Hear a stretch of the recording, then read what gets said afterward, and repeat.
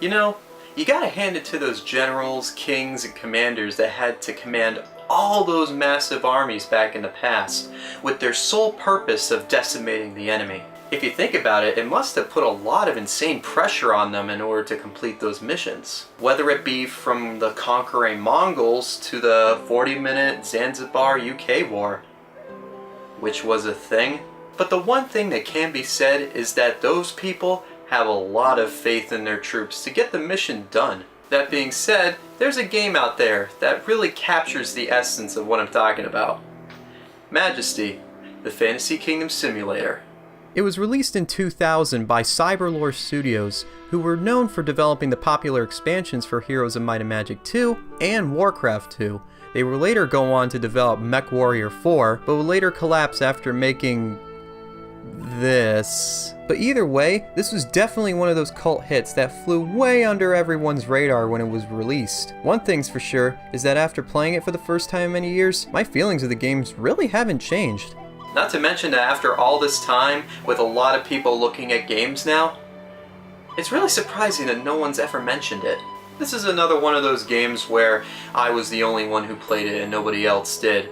You probably have some of those gems too, like Battlezone beforehand. I wonder how well it aged. Damn, that's some FMV right there. But it completely tells me what to expect from this game. Skeletons, dragons, Gandalf, jesters, and some freaky goblins. So basically it's every trope from every fantasy epic ever. And with that, we are at the main menu. My name? It'll have to be something extraordinary and bold. A name that strikes fear to all of men of this realm. A name that hails all of whoever utters it shall tremble before its might and power. Nob. Behold the legend of Nob! From there we go into our epic world map. I gotta admit, this had me excited as to see what would lie around the bend. Since it's been a while since I played this, I might as well do a beginner quest. Might as well do the bell, the book, and the candle. Forgive the intrusion, Highness, so it's true. Sean Connery is immortal. Ah yes, it's coming back to me. My own castle, peasants, guards, all at my command. Oh right. Simulation. Yeah, unlike the many RTS games that I played before, this one I'm pretty sure was the only one that had your troops doing whatever the fuck they wanted. It's like playing The Sims and putting them in free mode, and just like The Sims, the design encourages you to build a kingdom that'll please your citizens, or whatever helps them kick the most ass. In this case, guilds help generate a lot of money. The more fighters you have, the more power you have, and in turn, the more money you'll gain from tax collectors. Just make sure that these fat asses are well protected. Or else, there goes your profit. But not to worry, there's also marketplaces that help us out as well, which in my experience generate the most gold. But trust me, you're gonna need a lot of money once you get into the later missions of the game, where everything and everything wants you dead. Hey Sean, turn into James Bond already. Please. So finally found the stupid bell, book, and candle, and one pretty easy, right? Don't get used to it. The game's difficulty definitely gives you a run for your money, but if you go by the structure that the game sets in the beginning, with these nice labels, you'll feel more eased in, which is a definite plus to the game's design that explores the simulation genre in a new way, although in some aspects I found some advanced missions quite harder than the actual expert missions. We'll get to that later. Let's talk about the guilds that help out your kingdom to defend the land. The rogue. What a pussy cat. They're thieves, as they will do anything for money, whether you see them from looting chests Diablo style or going to the nearest flags you set off. Whatever. The rangers are just like the rogues. They're long-ranged, but love to explore the land, making them very useful in the beginning. Then you got your warrior, aka the most powerful ass, basic ass, whatever ass, can pretty much take on any foe, so he can defend whatever comes at you from afar. Those are your basic guilds that happen during the start of each mission on certain factors, such as the Dark Forest, where barely no one can help you out in the beginning. Eventually though, as you continue your quest, you'll eventually find more types of heroes to fight by your side. In Rescue the Prince, you meet the wizard. You know, a fucking wizard. So, yeah, a wizard should be able to take on any creature, right? He fucking sucks. He's a wizard, and apparently, he sucks. Okay, to be fair, he's not the worst, if you level him up a bit. He totally has power that can take on any boss for you at the right time, but the startup for him is pretty tedious. but like I said, they're not far from the weakest. You want weak? Check out the gnomes. Sure, they're faster than the peasants at building structures, but damn do they die out fast. No wonder they have tons of places to recruit them, but they sure are fast. If you want powerful though, check out the paladin and their sexy devotion to Doros. Praise Doros! Yes. Eventually though, you'll continue to do more missions and you'll see more races and different types of heroes joining your cause against the many crazy enemies you'll encounter.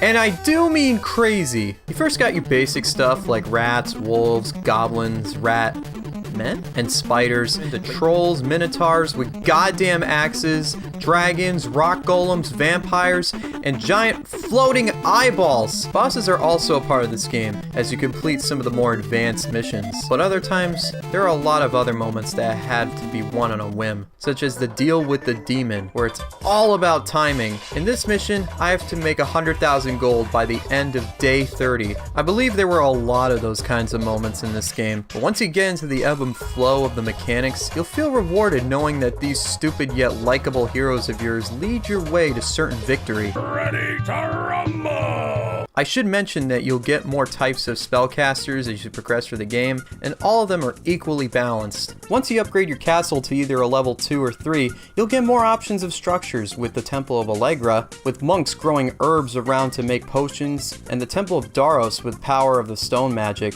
aka being incredibly slow. See, here's the thing with these temples that make them so incredibly balanced, is that during the mission you can choose a set at a time. The other two you get to choose from are Forest Imps, aka the Temple of Furbus, or the hippies of the game, and the Temple of Crypta, the goths of the game. Then you got the Temple of Chrome, which is the good oddball of the bunch, with the power of Chrome! Eventually though, you'll get 2 more temples at level 3, the Solaris people with their power of the sun, and the Leonard people, I guess that's what it's called.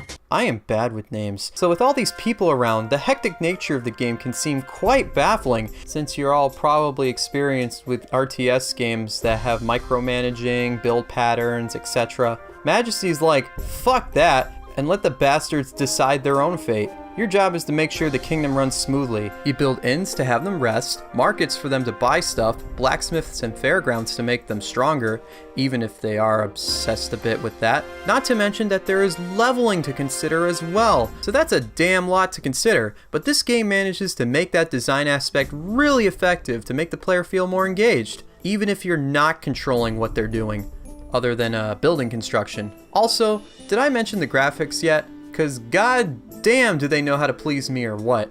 I miss this kind of isometric sprite animation that barely exists anymore. The human and creatures design, they all look fantastic, and the weapon effects really show the power that each hero has. I mean, just by looking at this video so far, you know you fell in love with it. Don't be lying, I know you love the style. Man, I just went on a tangent, but you think this video is so over, huh? Well, joke's on you, as you can see in the bar below. I only barely talked about the crazy situations you can get in this game. Needless to say, they're pretty extreme. You know what also is funny? How crazy your characters' names are too. So Sir Ironside, what are you gonna do right now? God damn, you're kicking ass! I'm sure Sticky Fingers can learn from that. Trust me, you'll see more names. Probably far more since they're randomly generated, just like in Roller Coaster Tycoon. I guess I'm rambling on a bit too much. Let's get back to some missions. AKA the Dark Forest, that one that takes a lot of luck to beat. I mean, you just gotta wait until your ranger isn't such a pussy cat and actually find the buildings you need to make any headway. Once you figure it out, you'll be on easy street. But you wanna know some bullshit? Quest for the Crown. Oh, it's nice and peaceful. Goddamn Minotaurs! Every time in the beginning of the mission, you have to scramble about and try to defend your kingdom from these axe-wielding fucking Minotaurs. There's even a mission later called Brashnard's Ultimate Sphere of Power. And it has the same concept, just less buildings to start out with. But it was so jarring during this playthrough. But whatever. Lightning kills, so I'm all good. But let me tell you about the Lich Queen. This level had quite a lot of bullshit. How many vampires can there be? But just you wait till you get to Elven Treachery, which is in the same vein as Deal with the Demon, only instead, you got enemy elves kicking your ass at every turn. fuck making money, time to solve my problems using force. Yeah! And teach them a lesson for being in my kingdom. Damn right it's not in the cards. Now we get near to Majesty's endgame content, and boy do you need your skills up to beat these crazy missions, like Slay the Mighty Dragon, Tomb of the Dragon King, and the Fertile Plain. Slay the Mighty Dragon has you obtaining a sword and killing a dragon, which is the only way to do so. Who has disturbed my slumber? Is that the Cave of Wonders? They do sound familiar. One thing's for certain is that unlike other bosses, Vendrell has an agenda for going back and forth and dealing damage to your kingdom. But over time, he gains more allies to do his dirty work, especially the dragons, my worst enemy. But you'll find that later in the Tomb of the Dragon King, one of the most fucked up levels in all of games. You have to be perfect when building up your kingdom, or else they come out of nowhere. Fucking dragons appear and beat the shit out of you. And this happens in increments, so you have to be very cautious at every turn. One little fuck up and you're shit out of luck. But alas, I rose up to the challenge and made it. Now for the Fertile Plain, which doesn't seem to be hard at all at first, but then a shit ton of enemies keep appearing at random corners of the map. The goal is to survive 7 waves of them, but that's fine and balanced for what I have. You know, it's all easy and fine with what I can build, but otherwise you're fucked at the end when a whole bunch of rock golems come out of nowhere to kill you. But once you do, man, you'll feel fucking accomplished. And then there's the last mission, the Day of Reckoning. To sum it up, all hell breaks loose. Like seriously, I don't know how else to put this.